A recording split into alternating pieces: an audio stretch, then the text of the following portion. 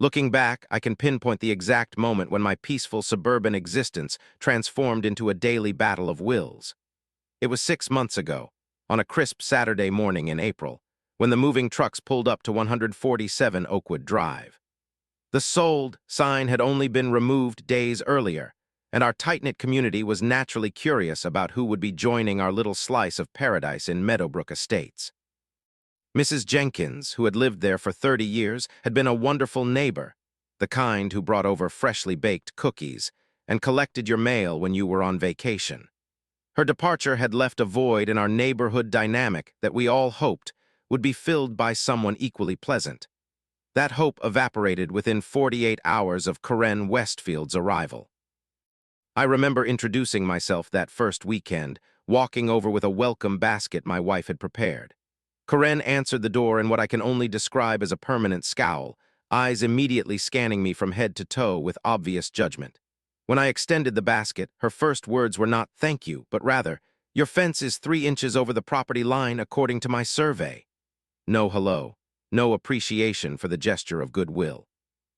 Just an immediate grievance about a fence that had stood in that exact position for 15 years, without complaint from Mrs. Jenkins or anyone else.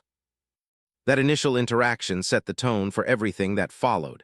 Within the first month, Karen had filed formal complaints about my fence, my children's basketball hoop, a street hazard, the bird feeder in my backyard, attracting vermin, and even the color of my mailbox, which apparently was eggshell white instead of the HOA-mandated pure white. The distinction was imperceptible to anyone without a paint swatch held directly against it. But Karen had apparently come armed with exactly that. Our neighborhood had always maintained a certain harmony. The homeowners association existed primarily to preserve property values and settle the occasional dispute. But for the most part, everyone lived and let live. We celebrated holidays together, helped shovel each other's driveways during snowstorms, and generally enjoyed the community we had built. Karen, however, seemed determined to transform our HOA from a casual community organization into her personal enforcement agency. What made it all the more frustrating was that Karen's own property was far from perfect. Her lawn was perpetually undermaintained, her holiday decorations stayed up well beyond seasonally appropriate times, and the above-ground pool she installed within weeks of moving in was an eyesore that technically violated HOA guidelines about permanent structures. But somehow, she had managed to secure a temporary exemption that kept getting extended. I take tremendous pride in my yard. It is not just a hobby but a passion, the result of years of careful cultivation, landscaping, and maintenance. My garden has been featured twice in the local community magazine, and I have spent countless hours creating an irrigation system that efficiently waters each section based on specific plant needs. The centerpiece of this system is a high-quality expandable hose with a multi-setting nozzle that I use daily during the growing seasons. It was that hose, that seemingly insignificant piece of garden equipment, that would become the unlikely catalyst for the strangest neighborhood conflict I have ever experienced. The first sign that something was amiss came in July when I received my water bill. It was nearly double what it normally would be, even accounting for increased summer usage.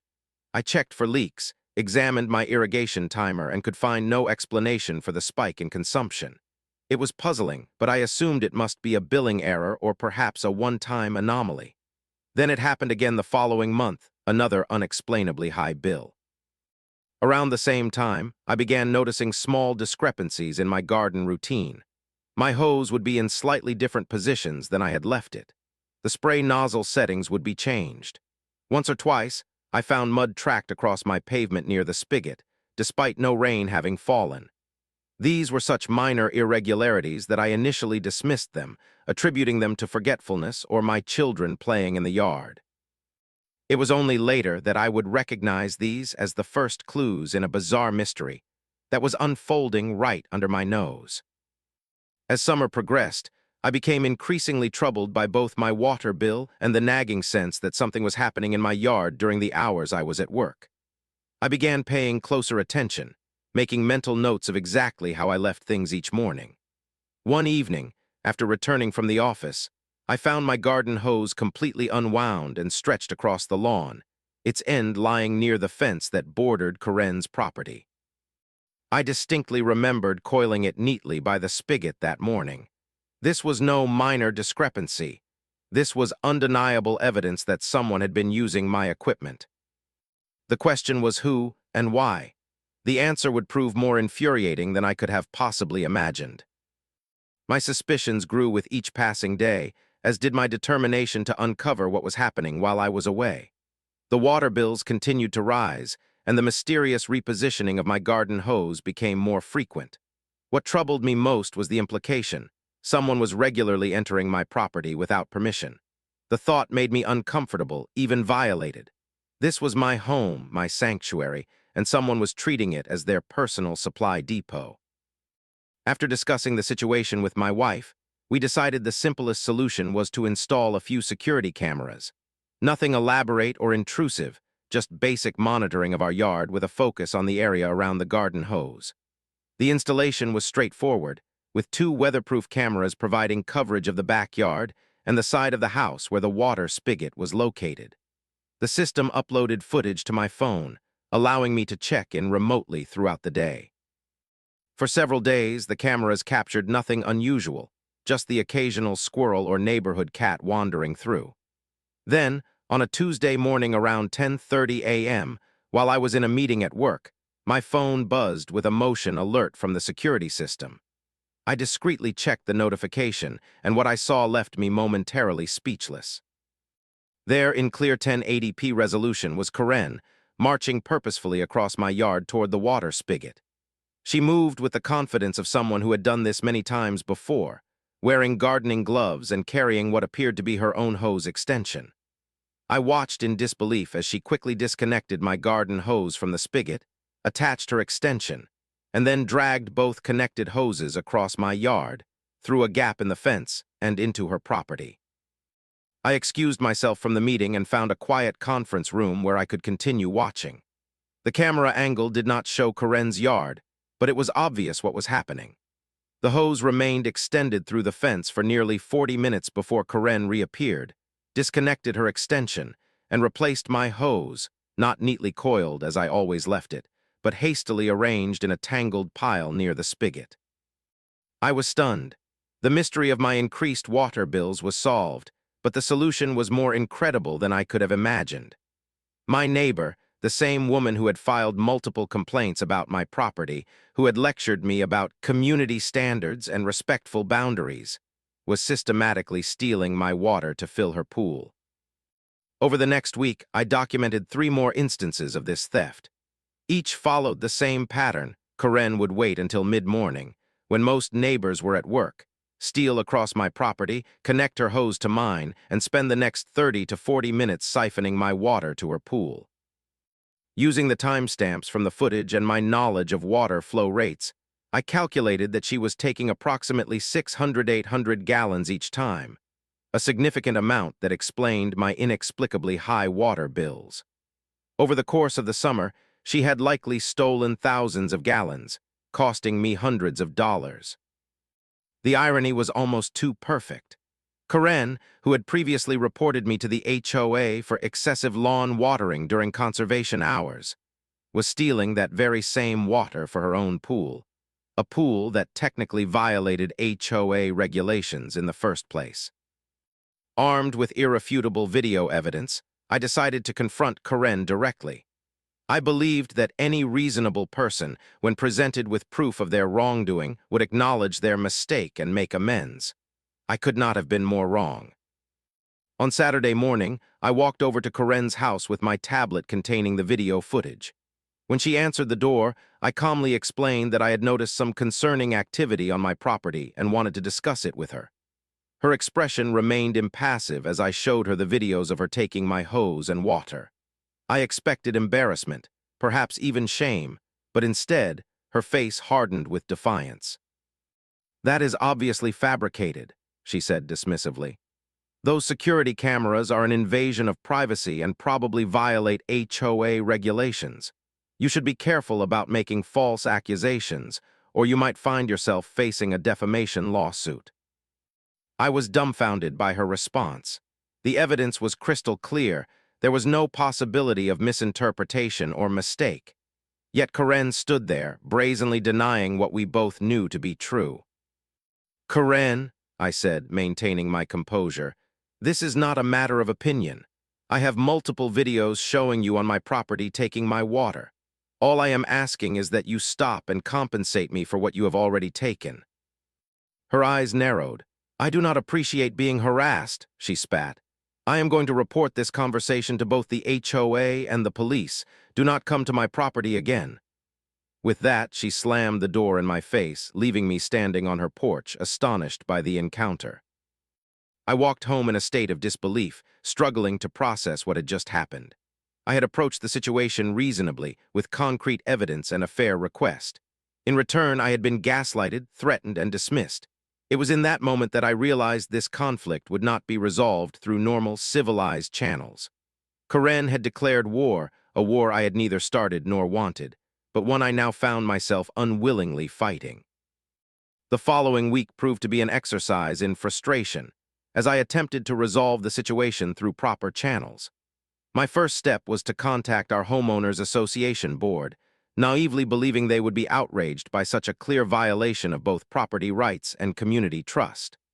I carefully prepared my case, organizing the video evidence, water bills, and documentation of Karen's repeated trespassing into a comprehensive presentation. The HOA board, consisting of 5 longtime residents, received my evidence with uncomfortable glances and thinly veiled reluctance. The board president, Walter Green, cleared his throat awkwardly after viewing the footage. "While this is certainly concerning," he began hesitantly, "the HOA generally tries to avoid getting involved in personal disputes between neighbors." "Personal disputes," I echoed incredulously.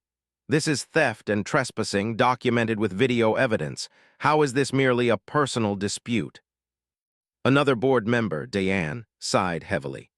"The thing is, water usage and garden hose borrowing fall into a gray area of our bylaws. We cannot be sure that Karen did not have previous verbal permission at some point." "She did not," I insisted. "And even if she had, that would not explain her denying it when confronted or her threatening me with legal action." Walter shifted uncomfortably in his seat. "Have you considered that perhaps installing security cameras without notifying your neighbors might have been perceived as escalating the situation?" I could scarcely believe what I was hearing. The HOA, which had previously sent me a violation notice for having wind chimes that were potentially disruptive to the community auditory experience, was now suggesting that documented theft was too ambiguous for their intervention. It became clear that the board was more concerned with avoiding conflict than addressing a legitimate grievance. Frustrated but undeterred, I next visited the local police station to file a report. Officer Reynolds listened patiently as I explained the situation and reviewed the evidence on my tablet. When I finished, he leaned back in his chair with a sympathetic but resigned expression. "I understand your frustration," he said, "and technically, what you have described constitutes both trespassing and theft. However, given the monetary value involved and the nature of the situation, this would be classified as a minor civil matter rather than criminal. The department typically does not allocate resources to investigate such disputes. Your best recourse would be small claims court, though I would recommend trying to resolve this through your HOA first." I left the police station feeling defeated. The authorities that should have protected my property rights had effectively told me I was on my own. Still, I was determined to stop Karen's theft through whatever legitimate means available to me. My next strategy was purely defensive. I purchased specialized locks for my outdoor water spigots and secured my garden hose in a small storage box when not in use. Initially, this seemed effective. The security camera captured Karen approaching my yard, discovering the locked spigot, and leaving invisible frustration. For several days, I believed the problem had been solved. Then came the escalation. I returned home one evening to find the lock on my spigot damaged beyond repair, clearly forced open with some kind of tool. My hose was once again strewn across the yard, and the security camera footage showed Karen not only breaking the lock, but spending nearly an hour using my water. Her boldness was stunning. She had now graduated from theft to vandalism and property destruction. The next morning, I received an email from the HOA with the subject line, "Notice of violation, unapproved exterior modifications." The message informed me that my installation of unauthorized locking devices on exterior water fixtures was in violation of Section 7.3 of the Community Guidelines regarding aesthetic consistency of visible home fixtures. I was ordered to remove the locks within 72 hours or face a $50 daily fine until compliance was achieved. The absurdity of the situation was reaching new heights. I was being penalized for attempting to secure my property against a thief who was apparently untouchable. When I called Walter to protest this ruling, he mentioned that multiple board members had expressed concern that locking water access could present a safety issue in case of emergencies. The subtext was clear. Karen had allies on the board, and my legitimate concerns were being systematically dismissed. As spring turned to summer, the situation continued to deteriorate. Karen began hosting regular weekend pool parties, each one a pointed reminder that she was filling her pool with my stolen water. From my kitchen window, I could see her and her friends lounging in the ill-gotten comfort of my resources, laughing and enjoying themselves without a care in the world. The injustice of it burned in my chest like acid. One afternoon, while retrieving my mail, I overheard Karen telling a guest loudly, "Some people in this neighborhood are so paranoid they install cameras and locks everywhere. It is like living next to a conspiracy theorist." Her eyes flicked toward me as she said this, a smirk playing at the corners of her mouth. It was a deliberate provocation, designed to humiliate me in front of others and establish her narrative as the prevailing one in our community. That night, I sat on my back porch, watching the sunset and contemplating my increasingly untenable position. I had tried reason. I had tried authorities. I had tried security measures. Nothing had worked, and Karen's theft and vandalism continued unabated, now with the implicit blessing of those who should have protected my interests. As darkness fell over my beloved garden, I realized that conventional solutions had failed me completely. If I wanted justice, I would need to find it through unconventional means. The breaking point came on a sweltering day in late July. I had installed a new, more robust lock on my spigot the night before, an industrial-grade model that would require serious tools to break. As an additional precaution, I had coiled my hose inside the garage rather than leaving it outside. These measures, I hoped, would finally put an end to Karen's theft, or at least make it difficult enough that she would seek water elsewhere. I returned home that evening to find my garage side door had been forced open. My garden hose was missing entirely. Following the hose's usual path, I discovered something that left me speechless with rage. Karen had cut my locked hose about 2 feet from the spigot and spliced in her own extension. The cut ends of my premium gardening hose, a specialized expandable model that had cost over $70, lay damaged beyond repair. She had not merely stolen water this time. She had destroyed personal property to do so. As I stood there, staring at the damaged hose, my phone chimed with an email notification. It was another message from the HOA, this time with the subject line, "Notice of violation, lawn maintenance standards." The message informed me that my front and side lawns showed signs of neglect and inadequate irrigation, with visible browning and stress patterns inconsistent with community aesthetic standards. I was given 2 weeks to restore the lawn to acceptable condition or face a $200 fine, followed by potential liens if the situation remained unresolved. The cruel irony crushed me like a physical weight. My lawn was suffering precisely because I could not properly water it. Karen was stealing my water, and every measure I took to stop her was either circumvented or penalized. The HOA that refused to protect me from theft was now punishing me for the consequences of that very theft. The system was not merely failing me, it was actively working against me. That night I could not sleep. I paced through my house until the early hours of the morning, a toxic mixture of anger, helplessness, and resentment coursing through my veins. I had never considered myself a vengeful person, but in those dark hours, something fundamental shifted inside me. If the proper authorities would not deliver justice, perhaps justice needed to come through other means. The next day, I called in sick to work, something I rarely did. I needed time to think, to process, to determine my next steps in this increasingly personal conflict. Exhausted from my sleepless night, I eventually wandered into my backyard, seeking solace in the garden that had once been my pride and joy. The plants showed signs of stress from inconsistent watering, their leaves slightly wilted in the summer heat. Like me, they were victims of Karen's selfishness and the community's apathy. As I surveyed the damage, my gaze fell upon an inconspicuous pipe cap near the edge of my property, the access point to my septic system's cleanout line. It was nothing remarkable, just a standard component of the home's waste management system, necessary for maintenance and emergency access. In 15 years of homeownership, I had only needed to use it twice, both times for routine inspections. I stared at that humble pipe cap for several long moments, an idea slowly forming in my mind. If Karen was so determined to steal my water, if she felt entitled to take what was mine without permission or remorse, perhaps she should get exactly what she wanted, just not in the form she expected. A slow, deliberate smile spread across my face as the plan crystallized in perfect, poetic detail. Standing there in my damaged garden, next to the cut remnants of my hose, I made a decision. Karen wanted my water? Fine. I would give her water, just not the kind she was expecting to pump into her precious pool.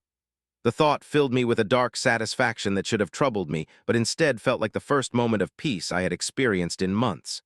If Karen insisted on taking what was mine, perhaps it was time she learned that not all water is created equal. The execution of my plan required careful preparation, both practical and legal. I needed to ensure that what I was contemplating would not cross the line from justified retribution into actionable criminality.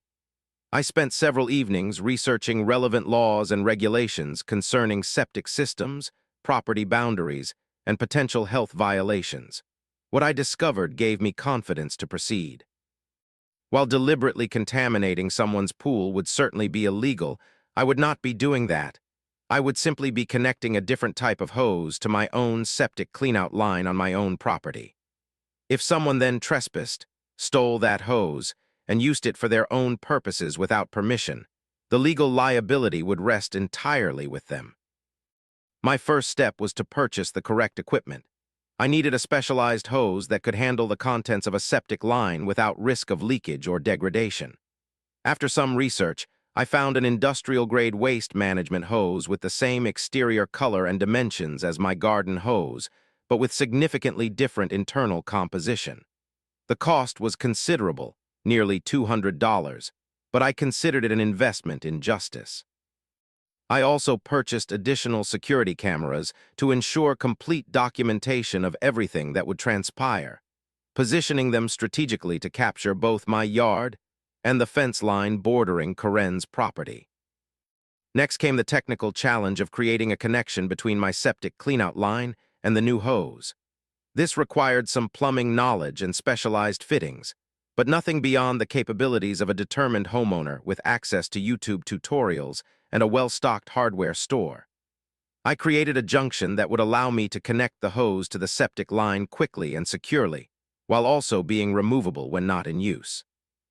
With the physical preparations complete, I began the performance aspect of my plan. For several days, I established a visible routine of using what appeared to be my normal garden hose to water my lawn and garden. In reality, I was using a different hose connected to clean water, while the septic-compatible hose, identical in appearance to my original, remained stored in my garage. Multiple times, I deliberately left the clean hose connected and unattended for short periods, then returned to use it normally, establishing a pattern that Karen would notice and potentially exploit.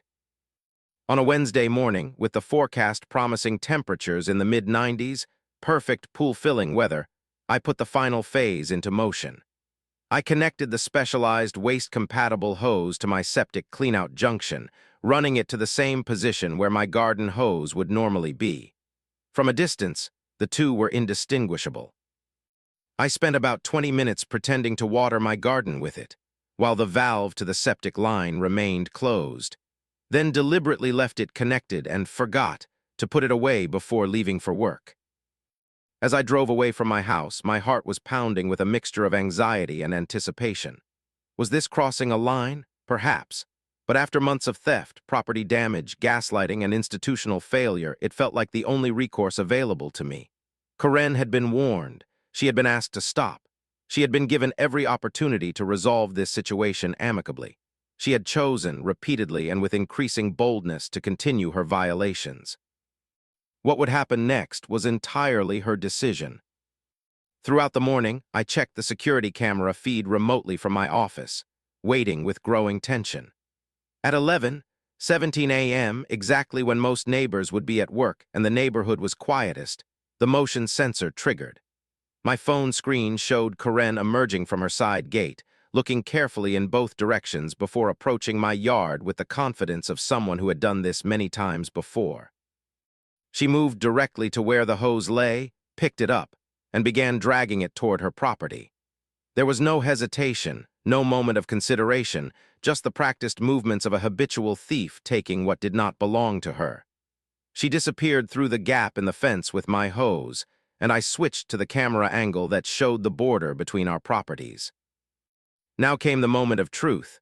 Would she notice anything different about this particular hose? Would some instinct warn her before she connected it to her pool? I held my breath as I watched her attach the hose to her pool pump, adjust some settings, and turn on the system. Then she simply walked away, back toward her house, leaving the pump running. I sat at my desk, unable to focus on work, continuously monitoring the camera feed. For nearly 15 minutes, nothing visibly changed. The hose remained connected, the pump presumably working to transfer liquid from my septic cleanout line to Karen's above-ground pool. Then, at 11:34 a.m., Karen reappeared in the camera frame, walking toward her pool with a confused expression. Even from the limited angle of the security camera, I could see the moment she realized something was wrong. She approached the pool, leaned over the edge, and physically recoiled. Even without audio, her body language told the entire story. She covered her mouth and nose with one hand while frantically moving to shut off the pump with the other. In her haste, she slipped on the pool deck, her feet sliding out from under her as she fell backward, her designer shorts and blouse making direct contact with the contaminated pool deck. The scene that followed was something between tragedy and farce. Karen scrambled to her feet, now soaked with the same septic-tainted water she had been stealing, and began a panicked dance of disgust, trying to simultaneously distance herself from the pool and remove the contaminated clothing. She ran toward her house, leaving the hose still connected and the situation unresolved.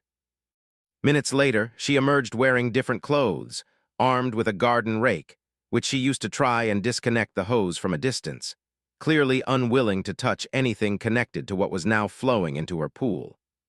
After several clumsy attempts, she managed to knock the hose connection loose, sending a spray of septic water across her pool deck before the flow finally stopped. The camera captured her standing there, rake in hand, staring in horror at her pool, which had transformed from a crystal blue oasis into something very different. The formerly clear water now had a distinctly gray-brown tinge, with visible particulate matter floating on the surface. The unmistakable odor was not captured on video, but Karen's repeated gagging and retreat to a far corner of the yard told the story eloquently enough. As I watched this unfold from miles away, I experienced a complex mixture of emotions. There was certainly satisfaction, a sense that justice, denied through proper channels, had finally been served through unorthodox means. But there was also a tinge of regret. I had never wanted this conflict. I had tried every reasonable approach before reaching this point. Yet here we were, locked in a neighbor war that had escalated beyond all rational proportion. My contemplation was interrupted by the most dramatic development yet. Just as Karen was in the midst of her crisis, a white SUV pulled into her driveway. The timing could not have been more perfect or, from Karen's perspective, more catastrophic. Her pool party guests had arrived early, walking into a scene of absolute chaos. Their hostess standing shell-shocked in her yard, a contaminated pool emanating unmistakable septic odors, and the evidence of the crime, my hose, still lying partially connected to her pool pump.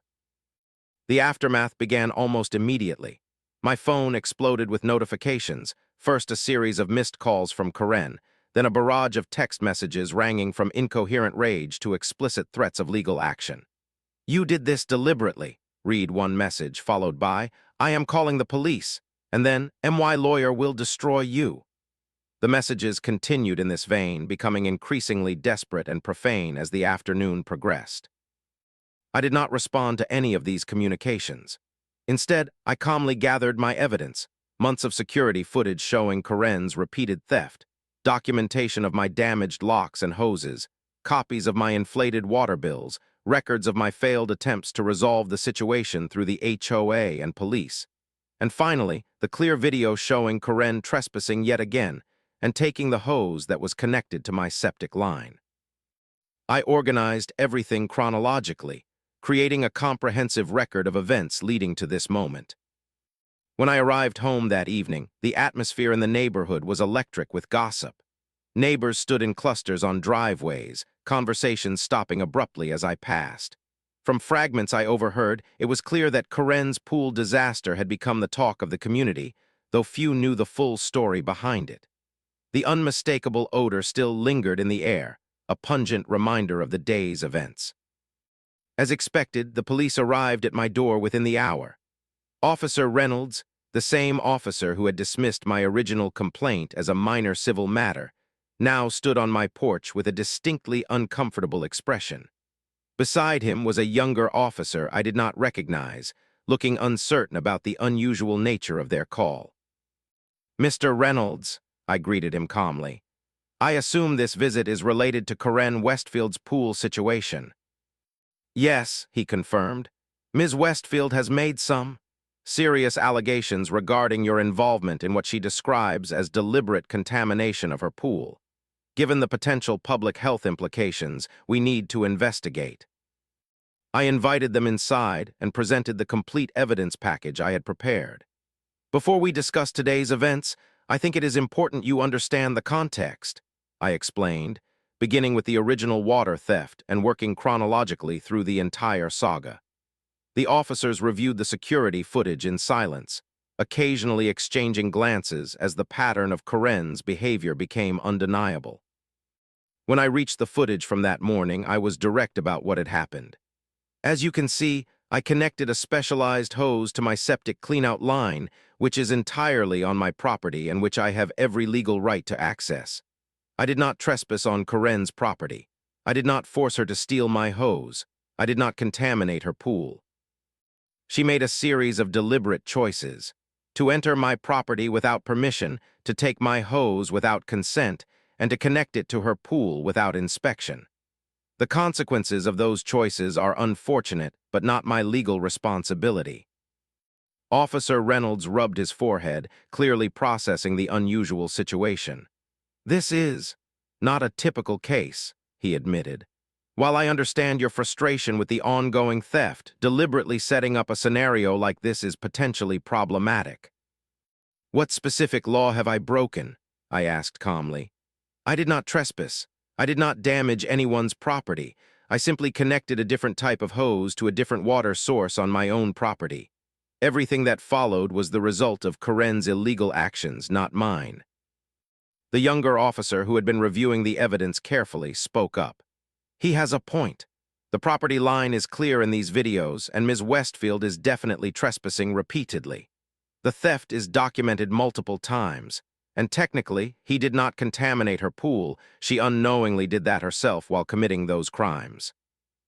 After nearly an hour of discussion, the officers determined that while my actions existed in an ethical gray area, they did not constitute a clear criminal violation. Karen's actions, however, were unambiguously illegal: repeated trespassing, theft of water services, and destruction of property when she cut my original hose. The officers advised that they would be having a similar conversation with Karen, and that both of us should prepare for potential civil litigation. As the police were leaving, my phone chimed with yet another HOA email. This time, however, the message was addressed to Karen, with the board and all homeowners CC'd. The subject line read, "Urgent, notice of multiple violations and emergency board meeting." The brief message stated that in light of recent events and evidence brought to the board's attention, Karen was being cited for numerous violations of community guidelines, including unauthorized property alterations, improper waste disposal, and actions causing community disruption and potential environmental hazards. An emergency board meeting was scheduled for the following evening to address these concerns, with potential outcomes including significant fines and liens. Word spread quickly through the neighborhood. Suddenly, neighbors who had been reluctant to get involved were approaching me with their own Karen stories, complaints she had filed against them, confrontations she had initiated, rules she had selectively enforced while violating others. It became clear that she had alienated most of the community in her short time as a resident, and the pool incident had finally broken the dam of collective silence. The emergency HOA meeting the following evening was standing room only. Karen did not attend, sending instead a tersely worded letter from an attorney alleging harassment and threatening litigation against both me specifically and the HOA generally. This move backfired spectacularly.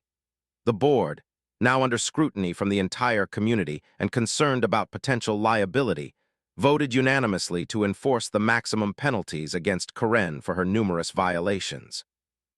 Additionally, the evidence of her water theft and property destruction was so compelling that the board issued a formal apology to me for their previous inaction, rescinded all violation notices they had issued against me, and passed an emergency revision to the community guidelines specifically prohibiting the unauthorized use of another homeowner's utilities or equipment. 3 days after the incident, a professional pool cleaning service arrived at Karen's house.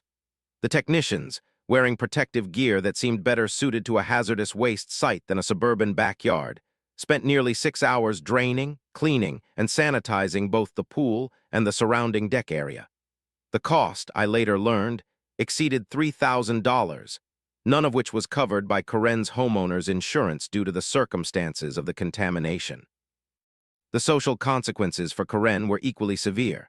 Her pool party guests had spread the story throughout their social circle, complete with vivid descriptions of the smell and Karen's frantic reaction. Parents in the neighborhood, concerned about potential health risks, began steering their children away from her property. Delivery drivers and service personnel were overheard asking each other if a particular address was the Septic pool house before approaching. The final blow came from an unexpected direction. The local Environmental Protection Agency, acting on an anonymous tip, though not from me, conducted an inspection of Karen's property and cited her for improper waste disposal and potential groundwater contamination risks. The resulting fine and mandatory remediation measures added thousands more to her growing financial burden. 2 weeks after the incident, a FOR sale sign appeared in front of Karen's house. The listing described it as a motivated seller situation, with an asking price well below market value. Karen herself was rarely seen outside anymore, and when she did emerge, she hurried to and from her car with her head down, avoiding all eye contact or interaction with neighbors.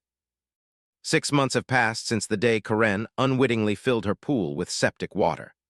Her house sold quickly despite its history, purchased by a young family with 2 small children who have already integrated wonderfully into the neighborhood. They rebuilt the above-ground pool, properly permitted this time, and have hosted several community gatherings that have helped heal the divisions Karen created during her brief tenure on Oakwood Drive. The HOA has undergone something of a reformation as well. The board, chastened by their failure to address a clear-cut case of theft and harassment, has become more responsive to legitimate homeowner concerns while less focused on minor aesthetic violations. Walter Green stepped down as president, replaced by Diane, who has proven to be a more balanced and judicious leader. As for me, my garden has recovered its former glory. With proper watering resumed and no more mysterious hose relocations, my plants have flourished through the summer and into fall. I invested in a comprehensive security system for the entire property, properly approved by the HOA this time, and installed a permanent locking cover over my water spigot, which has become something of a conversation piece among neighbors who know the story.